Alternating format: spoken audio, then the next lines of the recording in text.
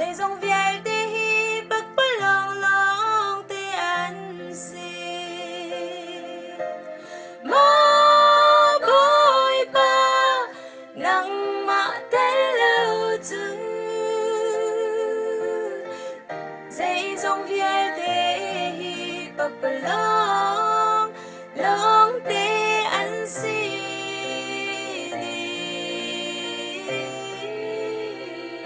rằng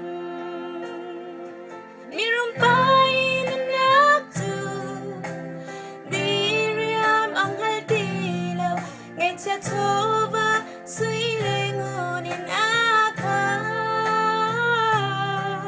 rumnaklong rutin hakaw nakin akan dây dòng vial te hi pagpalong long te an si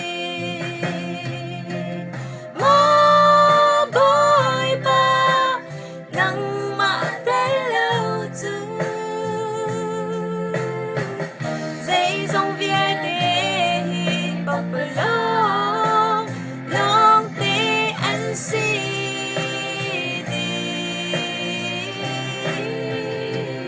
rằng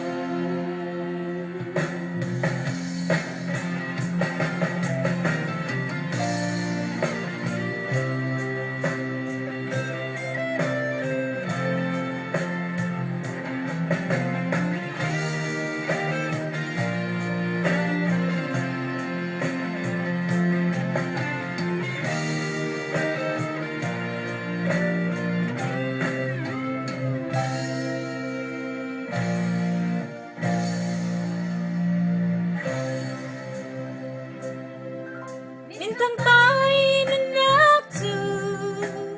kang chin setiado imutim lang kwaza pun kibradi muton minisang tin dufa nagin akal dây dòng vial te hi pagpalong long te an si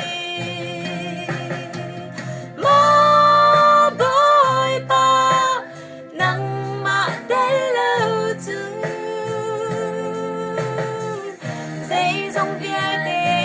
hi pagpalong